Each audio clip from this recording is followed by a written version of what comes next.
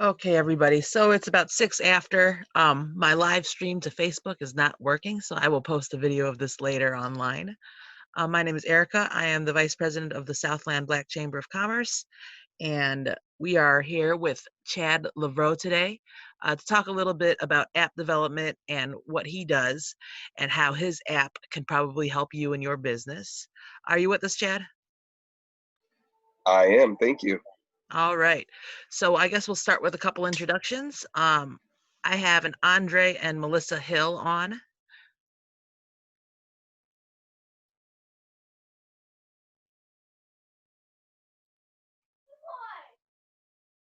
Can you hear me, Andre and Melissa Hill? You may have to unmute yourself.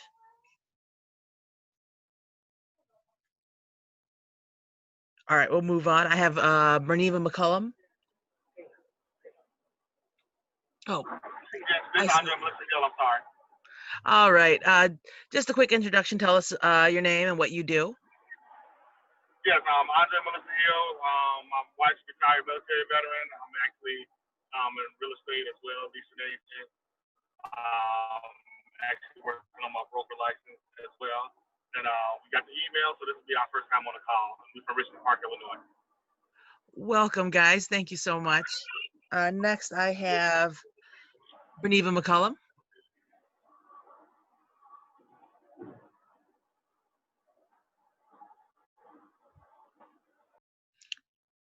You may have to unmute yourself, Berniva.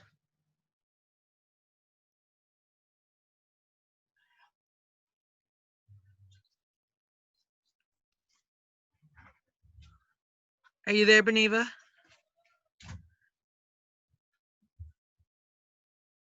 All right, we'll go on to Kiara. Good afternoon, everyone. I'm Kiara Jones, Membership Coordinator with the Southland Black Chamber of Commerce, also owner of Sweet Keys Creations and consultant for Bye Bye Belly. I look forward to hearing what Chad has to say today. Thank you, Kiara. And Chad, I guess we'll start with you. Give us a brief introduction and you can get going. Will do. Thank you very much. I know when Cornell and I met, he was excited to get me in front of this group and help create some diffusion, because what I represent with ThinApp, the company I'm a 15% owner in, is a very extensive library of mobile app modules that we can configure very quickly and very efficiently, and therefore very cost effectively compared to most of what else is out there. Quick note about my partner, Ken Davis, who is the brains of the operation. I'm the salesperson. Hey, Erica. Ken is a very special kind of genius. When he was in 8th grade, he had the second highest math scores in the state of Illinois and some of the highest in the country, very likely the world. And they picked him up for a scholarship called the High Jump Scholarship. He was the first recipient of that scholarship, and that took him from growing up in Cabrini Green and having to do most of his learning on his own. And, you know, he was very technical, but it was just playing with things back then in the 90s, right? They took him over to Latin school, where he commenced to skip freshman year and set the curve on math and science for 3. He turned down Stanford, he turned down Harvard, turned down a number of other big names you would know, and opted to go to Michigan State. While at Michigan State, they had the largest non-military computer lab in the world due to some very fortunate grants and things that came together about a year or two before he got there. And the highest paying job on campus was the computer lab. And Ken, not being one of the rich kids and having to find a place to make a lot of money as well as his academics, spent lots and lots of time in the computer lab. So he was on the very front end of coding, software engineering. You know, back when things were pretty rudimentary, he was learning how to navigate all the available systems. He went on to work for Citadel. He did a internship with Citadel. Shortly thereafter, went to work for Jones Lang LaSalle, worked for a few big corporates you would know, but he was at Jones Lang for quite a while, where he automated away about 10 personnel descriptions just writing code. and he didn't get hired to write code. He didn't get hired in IT. He, in fact, graduated with a degree in statistics. So he's very, very unique talent, and he's been doing it as long as anybody. Well, after a while of working at Jones Lang and helping them eliminate positions and automate and clean things up, and they wouldn't pay him for more than like 1.5, he decided he could probably do better and went on to have a top 400 website. He was kind of on the same track as like a Mark Zuckerberg or any one of these tech, unicorns that you've seen pop up for the last 15 years. One of the things he ran into, though, had big clients, Nike, Victoria's Secret, a lot of big corporate clients that were buying his data from him and participating on his website in a very unique way. So his company was called askeachother.com, and it was a website that was employing kind of the early use of AI for data segmentation. And because of that, he was able to score some really big dollar clients. Now, because he had never really experienced billing big corporate entities like that and was a smaller vendor, he was pretty shocked to learn that these guys pay net 90. They don't pay you on time. There's a lot of dollars transacting, but they have you jump through a lot of hoops. It was very hard to build out the technology fast enough to accommodate these people who want to pay you next year. He ended up shutting that company down, and we still run into some of that now. But because of all that, his main goal was to someday get to a solution, a technology solution that was so inexpensive to deploy and so universal that he would never run into that issue again. And he wasn't just confined to dealing with, giant brand names to get a paycheck. He wanted to be able to work with everybody. He wanted kids who grew up the way he did to be able to have apps. We met each other about 3.5, almost 4 years ago now. I had been a ballroom dance instructor. I had no tech background at all. I'd worked in startups until 2008, promised myself I would never do it again. And when I walked out of my ballroom dance studio, I had a great idea for an app that I wanted to get made. The best quote that I got for that app from the shops I could find here in the city, the software development houses, one was going to charge me as little as $80,000, but all the work was going to go to India, and I was going to have very little control over my own product. And then I got quotes going all the way up to about $250,000. And that was, really white glove service, top-notch programmers, but I didn't have that kind of money. I had been dancing for 10 years. I met Ken through a referral, and he asked me how much I had in my bank account, and he said he would build it for that. And I think at the time I had about $8,000 that I could spend to my name. And I was just shocked. I was shocked that was even possible. I really was kind of in disbelief. But the reason I give you the whole backstory is because that's why we are so unique. We are so special. We're an unfunded technology company swimming in water where all of our competition is heavily funded, most of them to the tune of $10 million and up. And we have bought, kicked, and bitten, kicked, and scratched our way to this point. We spent about $300,000 of our own money just in the last 3 years continuing to build out our platform. We have the deepest integration that the Square POS has ever allowed on their system. And we really thought we were going to get bought by Square. That's part of why we spent so much money in development. That didn't happen. And I don't know what the prospects are for that. But the upside now for any business we would ever want to engage with is, long story short, I can build $50,000 apps for 10, and I can build $10,000 apps for 2. And we even have some solutions that are lower priced than that. And they're all best in class. These things are beautiful, high functionality, work flawlessly. And from a Chicago kid right here, homegrown and raised, and we're very happy with what we've been able to accomplish in terms of technology development. But we're certainly looking for partners who need what we have, so that we can get the distribution side of our business down. I apologize. I've got seasonal allergies, so I didn't want you guys to hear me cough or sneeze there. But from there, I guess I'll just stop and see if we have any questions, or if everybody follows kind of my my verbal presentation there.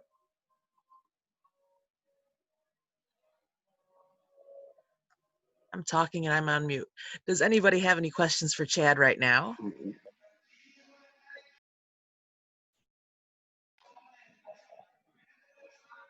All right, Chad. So can you give us a little bit of background in the about your app and what it does? Absolutely. Well, we've got a number of apps, so it's not just one app. For instance, the app that I got made, that Ken made for me, is called Into Dance. I ran into the headache of learning that even though I had a great app that functionally worked, I still needed the money to distribute it. So we put that one on the shelf, and that's how I came to work for Ken. We've probably got about 20 to 25 other live app builds in the store. We have everything from member network apps, which would kind of rival anything that you've seen from Facebook or LinkedIn, to customer facing ordering. If anybody's ever used like the Shake Shack app or the McDonald's app or any of those, we have essentially all that same functionality built into our e-commerce customer facing platforms.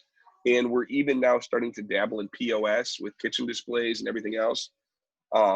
There's very little in the app world that anyone's imagination could come up with that we don't have a module for that we can configure. So when you say, what is the app? And I could direct everyone who's in front of a computer right now. You could pull up preorder.com. That's PREORDER. And that is a very robust customer facing ordering app, primarily right now running in conjunction with Square, which is one of the most used POS systems in the country for restaurant, retail, and some other verticals. But you know, that's nowhere near the end of what we have. We're not a one-trick pony at all. We've got a tremendous amount of IT assets that can be deployed and customized to whatever need.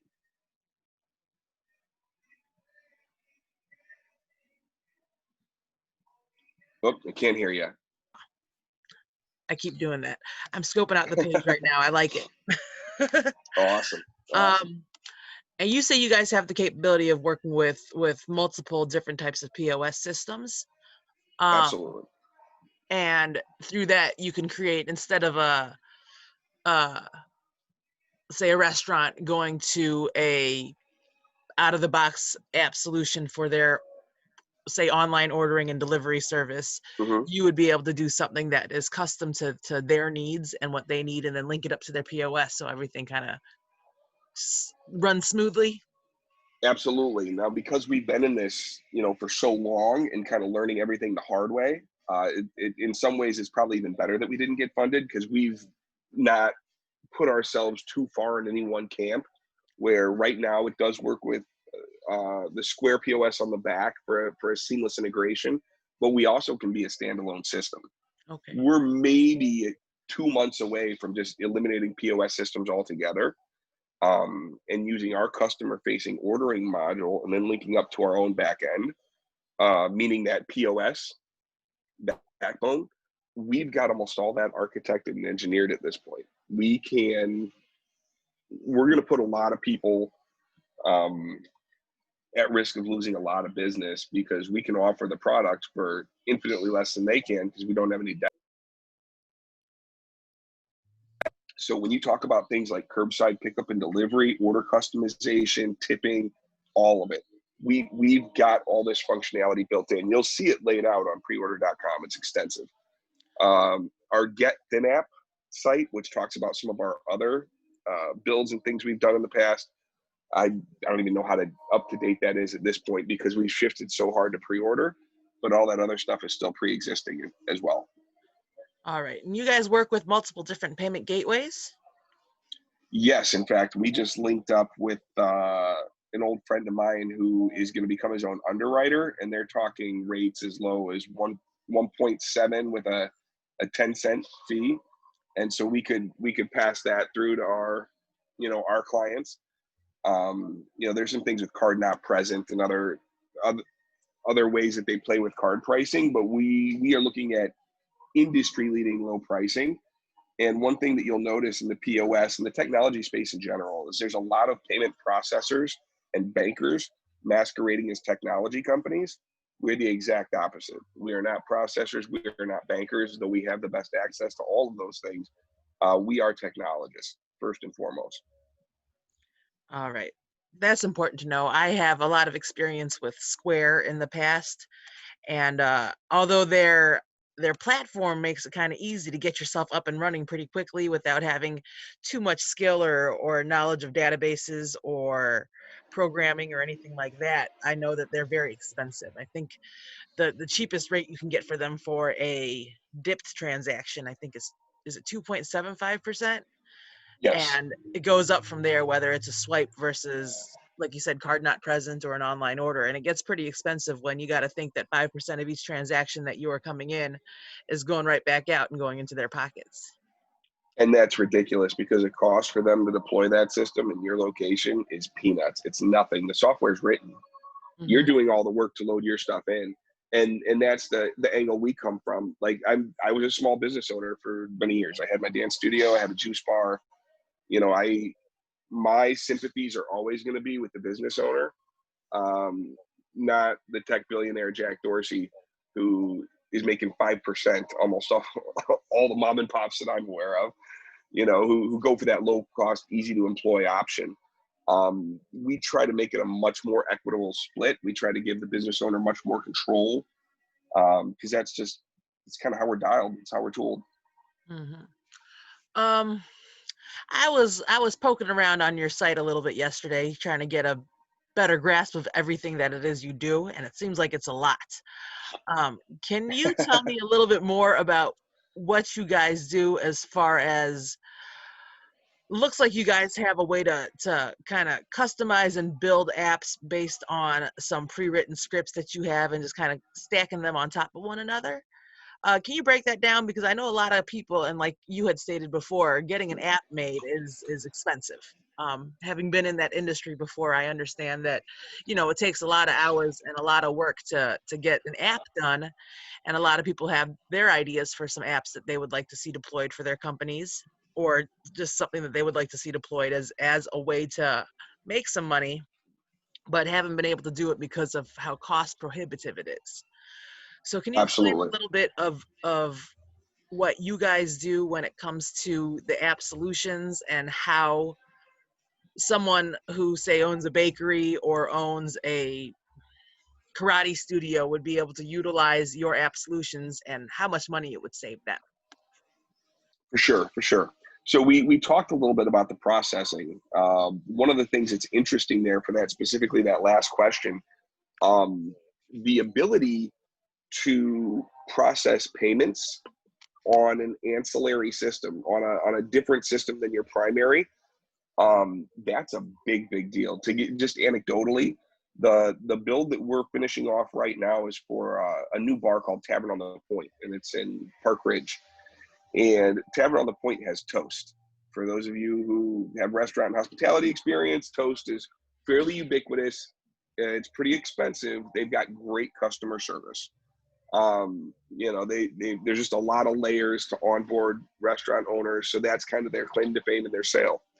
But that Toast system at that location is $5,000 per year just for the subscription, just to license the software. On top of that, if he hits anywhere near his projections of close to 5 million this year, he's going to pay over $170,000 just in processing. And I can save him probably about a third of that after looking at everything. So that's tremendous. So not only am I selling him an app for $2,000, he's going to save, upwards of 30 to 40.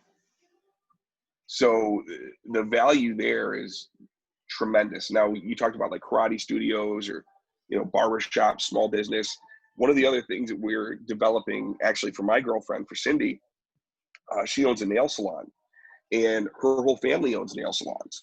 And one of the most important things that they can do is set meetings and appointments and salon visits for any number of different services that they provide. And that freedom for people to make their appointment from the car seamlessly through the app, and these are very simple to use. We are not technologists for technology's sake. We are making apps for real people. If you can't use it in the rain, holding a baby and loading groceries, it doesn't work. The app needs to be very simple. Now, also in support of that, we are working on voice command for all of our apps, but especially first for that pre-order that you saw, where now if you have Siri open the app, Siri open X app, you can do all your ordering on voice command. And that's pretty revolutionary at this point. We're not only the only shop in Chicago that has that, we're one of two in the country that's currently offering that. We're about a week away from actually making it available to our customers, but we've got it done. I've used it. It's incredible. There's a couple little bugs to work out, but it is the future, and we're already. Now, when it comes to scheduling, loyalty rewards, purchasing, pretty much anything you would want to do with your app and or website. Most people have never got out of the website realm for these features because they just don't think apps are affordable. Well, they were right. 2 years ago, they weren't affordable. We've been doing them at these reduced costs for quite a while now, and you should have an app. There's a lot of things that an app can do that a website can't. Now, we started as website guys. We do both. We make websites, and we make websites that are seamlessly integrated with our apps, but there's different use cases for each, and they both kind of one hand washes the other. You want them to be seamlessly integrated. You want them to be you want a cohesive user experience, no matter who your user is, no matter where they are, and no matter how they're engaging with you. It gives really small companies like the little juice bar I had, or like the little dance studio I had, it gives us the ability to act like really much larger companies with a business in a box that takes care of, like I mentioned, everything from loyalty to order tracking to, even the social side of it and marketing. There's so many things that are there that I haven't had to turn anyone down for us not being able to deliver their functionality. I've had people that I didn't take on for a number of reasons, but never because we couldn't do what they needed.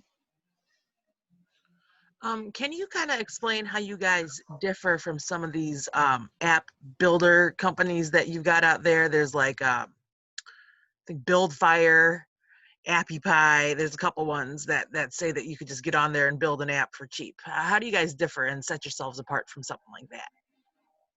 Well, those guys aren't lying. You can build a cheap app for cheap.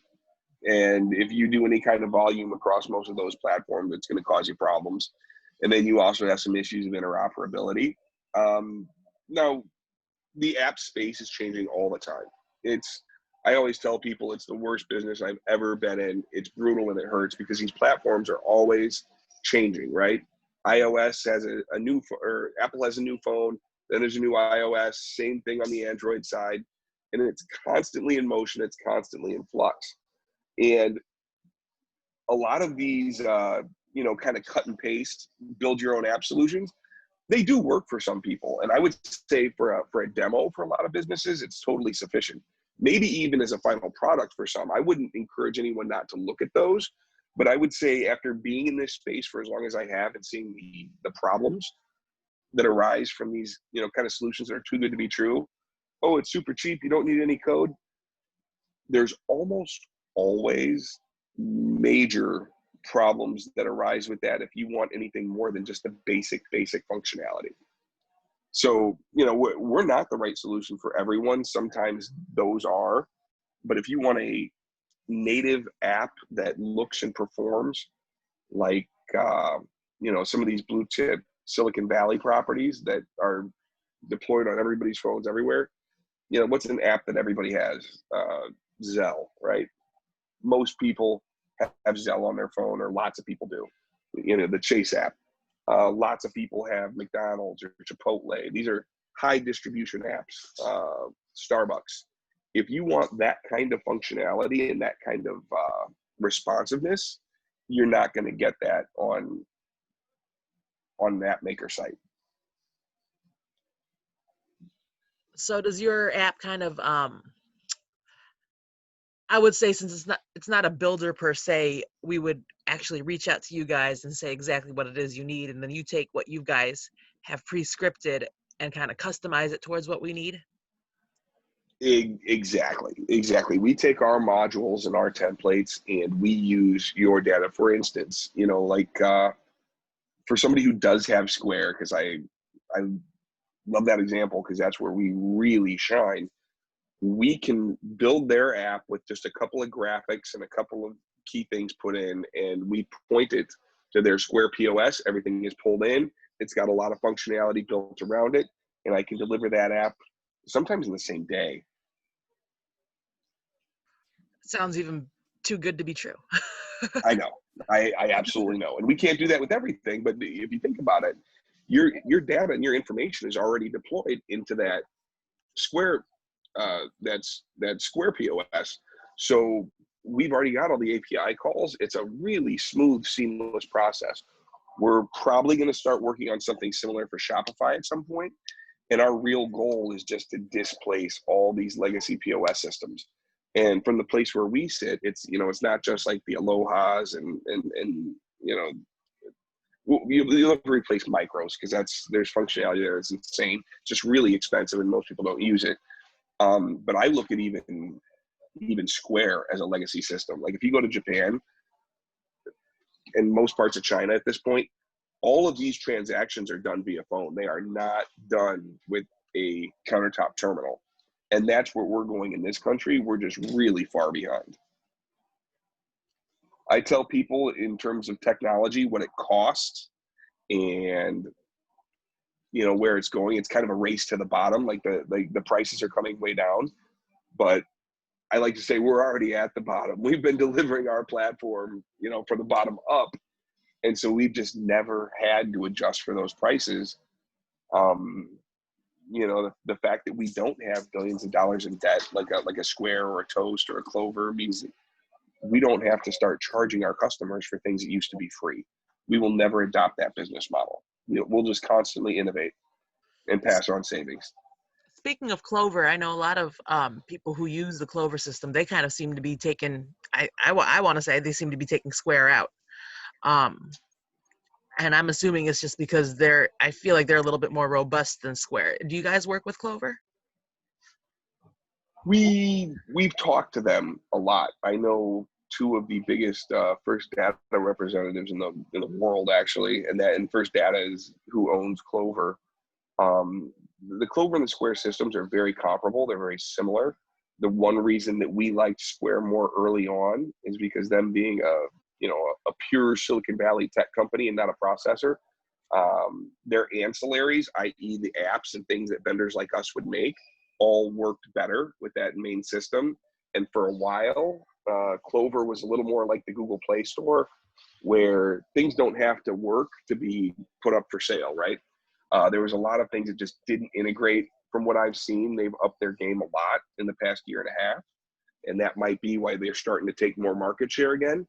But yeah, as far as I'm concerned, both of those companies and about 10 others should be yesterday's news. There's no reason to pay those companies the amount of money that they charge based on the value they provide, because we are out here. Now, for people that need a lot of white glove service and are purely non-technical, I tend to not take those customers on because we sell things at such a low cost. I can't do a lot of hand holding, or I'll just have to charge for it. But yeah, we're trying to make those platforms obsolete. Okay. All right. It's an uphill battle with no funding. I understand that. I think everybody can get that one. We are the Southland Black Chamber of Commerce. We are here today with Chad Levrouw of Thin App. It is a tech startup company, or a tech company. I wouldn't even call you a startup Yes. at all.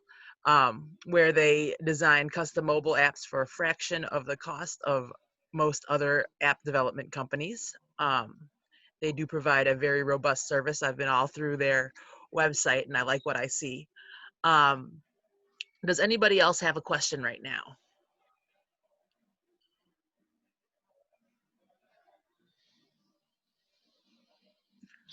All right, I'm going to eat up all your time with all my questions then, because I've got a lot.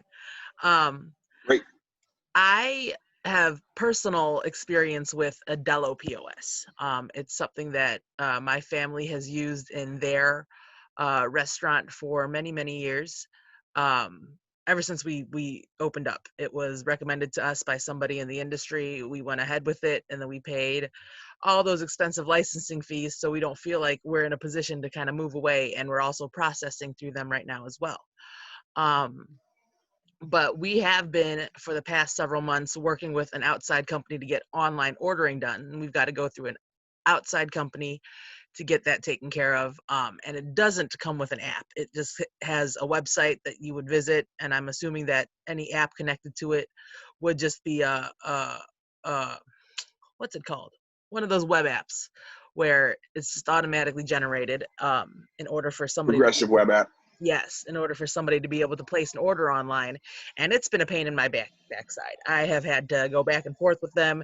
They do want to link up to our POS system, but then their processing for our credit cards would run separately, and we would have to close out 2 separate batches every night and have 2 separate credit card processing companies, and then in turn pay 2 separate fees to be able to process those credit cards on top of what they're already taking out of each transaction. Is this something that you guys could do? Absolutely. Now, I would have to take a look at what systems you're wanting to join, but if you took ours, it's much easier for us to work with our own stuff. We do integrations. We're very good at integrations. Those tend to be kind of costly sometimes. Like we paid for our own integration with Square. There's probably just a lot of replacement of stuff that you don't need that we could do, because our systems inherently work very well in a unified fashion because they come from the same DNA, right? Can program this whole library. It's kind of got, it's very intuitive for our team to build that out and customize that accordingly. But yeah, anything in the hospitality food service space is going to be pretty easy for us to accomplish. I apologize. My son was just coming to have me pick him up, and Mom grabbed him. Oh. The baby just kind of threw my head off because I like babies. Fair. Mine too. Does anybody else have a question for Chad right now? Well, the one thing I would encourage. Oh, go for it. I was just going to say, do you have any example apps that we can look at, or not even example, but apps of other businesses that you've worked with? Absolutely. There's a couple you can look at in the App Store right now on that pre-order side. One is Penny Pico. It's a coffee shop, Brazilian themed, over in Lincoln Park. Penny Pico is PINIPICO. And then Nito Burrito is a really good sized client of ours who found us via an internet ad we placed, and they're mostly out of Pennsylvania. They've got about 7 locations running with that same product. And we've built a number of others that are in various stages of deployment. You can find, if you go to the App Store, you can find Connect AI, which is KENECT AI, developers thin app for all these. And that is like our member network module. That's kind of the Facebook for business owners. And we can actually convert that to a number of uses, because the architecture is a pretty common architecture used everywhere. So yeah, you can, from the restaurant ones, another one that would be good to look at. Let's see.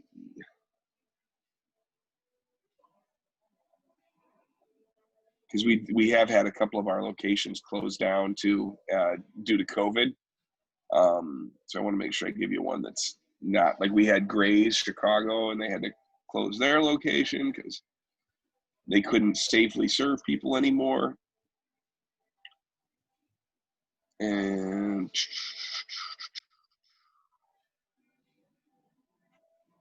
Back of the Yards Coffee.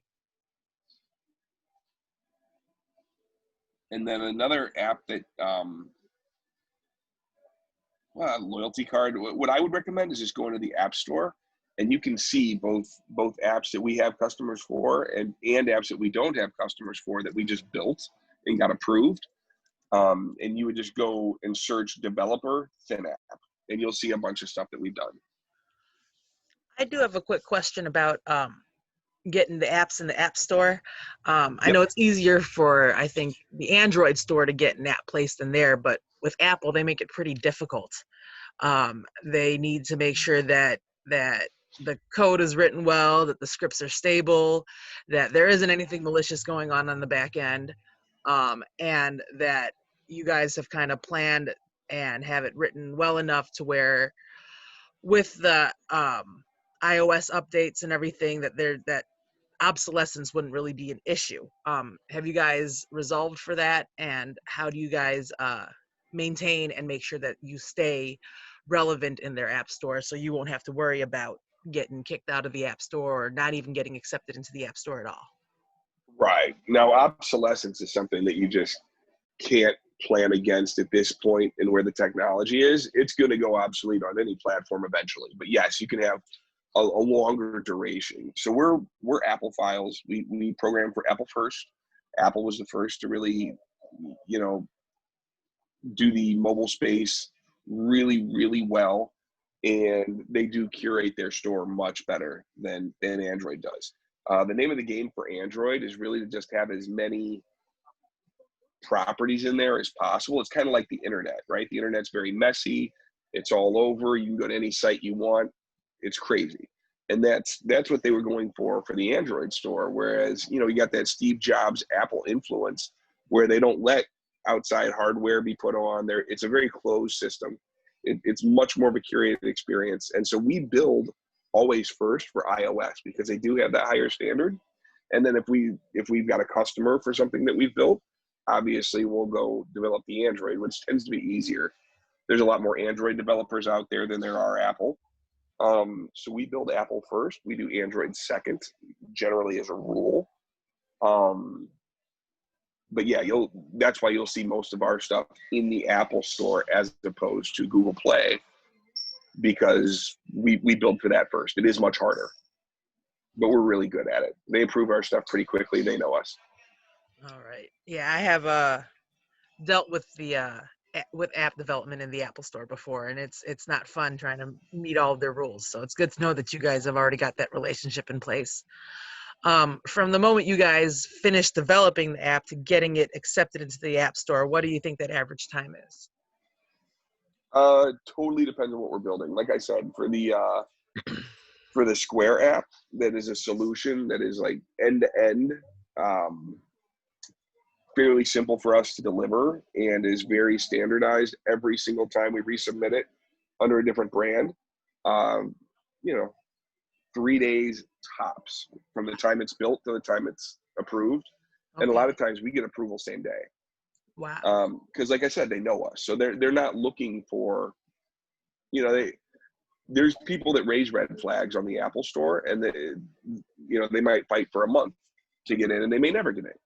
Whereas we don't have to fight uphill because they know we program to their standards.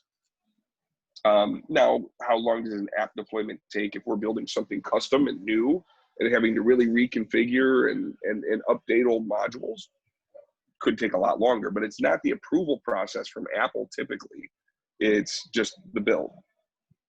If we submit something to Apple that we haven't in a long time, up to a week. That's awesome. That's actually really, really quick. Yeah. Yeah, I like that. Well, you'll see on our website some bombastic claims about how we can turn things around in 48 hours and super low cost. Really, what that applies to is that Square customer-facing ordering. Okay. But we've got one or two other products that fit that category, but not everything that we do fits that category, obviously. Of course. All right. It is 12:45. We are the Southland Black Chamber of Commerce and Industry. We are here today with Chad Levrouw, who is talking to us about building some custom apps, which is amazing. We are in a technology world today. Everybody's on their phones, everybody's on their tablets, moving around and getting stuff done. And a lot of what he has had to say about what his company can do has been pretty amazing. Um, I'm sitting here scrolling through his website right now, just kind of learning about everything that they do, and I think it's awesome. Does anybody have a question that is on the live stream right now? I don't have a question. However, I just want to say that I did check out some of you guys' apps in the Apple Store, and they are really nice, really amazing. So definitely check them out, you guys. Thank you very much. I appreciate that. And you'll notice some of them don't even have users. We've just built all this stuff. And I'm looking forward to networking with all of you and finding places where we can be of service. That's awesome. One more question. You guys work with, does your app work well with GPS and location services? It's built into every single module we have. You can geofence anything, anytime. And that stuff does tend to change a lot through Google and the resources we have to use for those functionalities, but we're really good at it. So yeah, everything. Wonderful. All right, we are coming up on our hour time limit, so I would like to open the floor to any other questions, comments, or concerns anybody has about getting an app taken care of. Because I've got about 1 million ideas right now. Perfect. Now, one thing, Erica, we might be able to do for you guys would that Connect AI module, definitely take a look at that. It needs a little bit of I was just looking at it, updating. actually. But yeah, that could be reskinned as a chamber app to keep people connected and help facilitate what you guys do, even with booking events and paying for things and paying dues, and it does anything that a chamber would ever need to do. And I would be happy to do that, for whatever it would be at cost to get it to where you guys could use it effectively. Once again, that's an app that we built. It's nuts, the amount of functionality. If you were to get that built from a shop here, it would cost about $1 million. We just kind of got it sitting there collecting dust. So let me know. I will. That's really cool. I was actually going to ask you a little bit more about that because we've seen how Facebook has taken us to a whole nother level in the networking game. And then through that, we've got LinkedIn and people using all sorts of social media left and right to connect with one another and to connect with businesses. I know the first thing I do is when I'm looking up a new business or any business that I've heard of, that I go to do a Google search, then I go to their Facebook page. I like to see how active they are and how they connect with folks. So can you explain a little bit more of the Connect AI and what it is that you guys are hoping to do with it and what you're doing with it right now? For sure. Well, Ken did a reskin, which you can see in the App Store, of Connect AI. If you want to see it in a different format and how it might work, the transition, he made an app for the high jump program that he was part of. And they're waiting to give us final approval. It's very bureaucratic. They've got a huge board, but you can see how he transitioned it for that. We're looking at another build called Hip Hop Connects, which is kind of for the b-boy community. It's break dancers, graffiti artists, MCs, DJs, and it's to help facilitate kind of patronage of people in those arts who sometimes can't, you got a lot of break dancers who are amazing athletes and can't really support themselves. And if you give them the technology to be able to monetize their video, build their brand, conduct some commerce, we found there's a lot of places that this Connect AI can be deployed and be helpful. We're actually doing that with a Chicago breakdance promoter named Miguel Arteaga, and that's a project that's very much a passion project that we're all just kind of putting our own money into, and hopefully that'll be launched in the next couple of weeks here once he gets all his videos loaded the way he wants them. Then we'll pull the technology together for a final time and launch that. Because breakdancing is about to be in the Olympics in 2024, which is cool. And we're excited to be helping with that. We've also looked at, most recently, Cornell and I actually spoke about maybe deploying that app for churches, because you've got the ability to stream live, put a full member profile on there, and it even kind of links you with people that you might want to talk to. Obviously, Bible verses, Bible study group times, all that sort of thing. There's a lot of value in a church providing that extra layer of communication, especially now when so many churches aren't meeting in person. So there's, it's really halfway between Facebook and LinkedIn. It's just not owned by Silicon Valley. It's owned by us, Chicago-based company.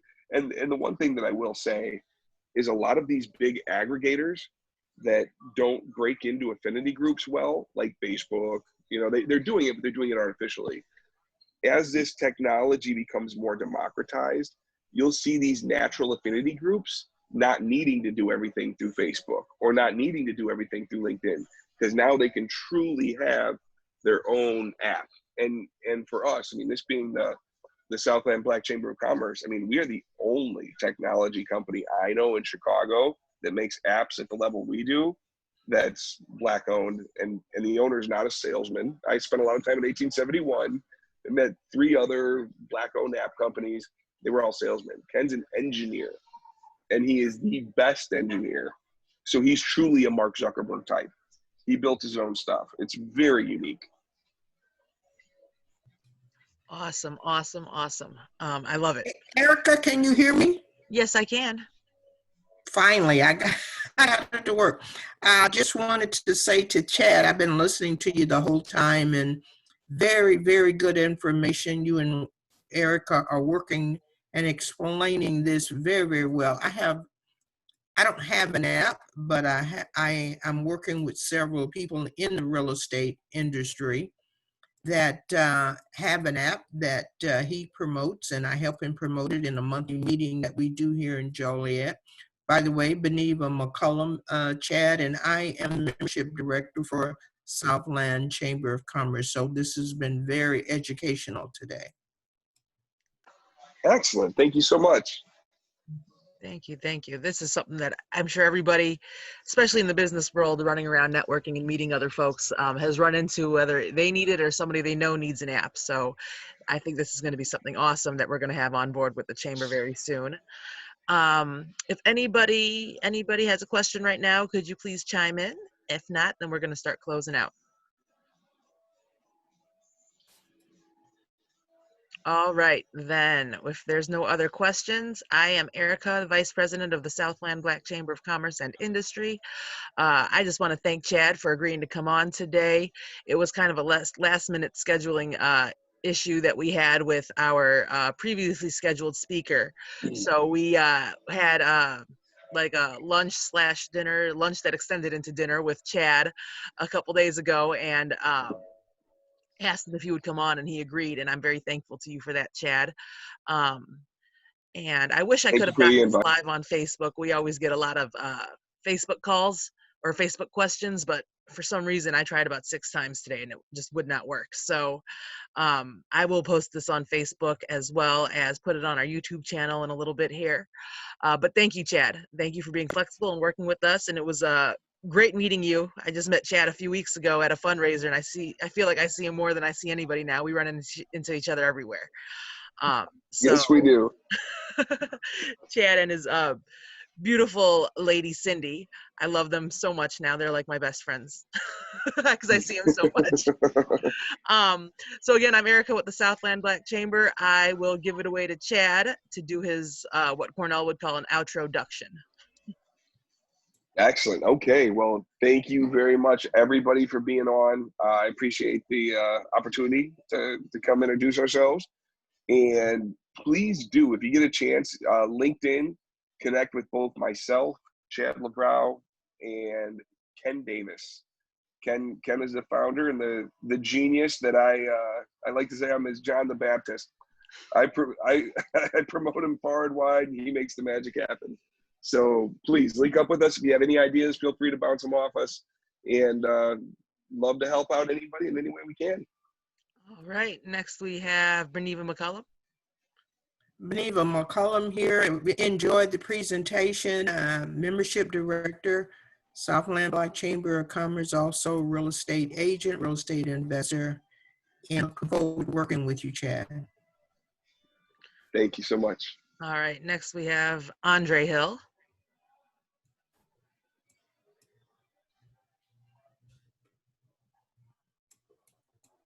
Hi, this is actually Melissa. We're on the road, and it's just been a pleasure. Our first time tuning in and listening. We are definitely impressed with what the Southland Black Chamber of Commerce is doing. This is great information. We're learning, and thank you, Chad, that now the app has become the new website. So we're looking forward to see how we can grow as we grow our Airbnb business, how you guys can help us. So thank you so much. We appreciate it. Oh, I have something great for you. We'll talk. Yeah, if anybody on here or anybody watching this video would like to get in contact with Chad or with any of our other members, just give us a call, shoot us an email, anything, and we will make sure you guys get in touch with one another. So just let me know. You can email us. Southlandblackchamber.org is our website. You can get all of our information off of there. But yeah, we're more than happy to put everybody in touch with one another. This is what it's all about. And finally, we have Kiara Jones. Hi, Chad. I just want to say thank you so much for your presentation today. It was very informational. I do plan on contacting you myself about my business and starting the app. So awesome. Thanks. Fantastic. Thank you. Looking forward to it. All right. Well, it is 12:57, so our hour is just about up. So I will be signing off. Thank you again, Chad. Thank you for everybody. Thank you everybody who participated and hopped on here. And I will be seeing everybody soon, I hope.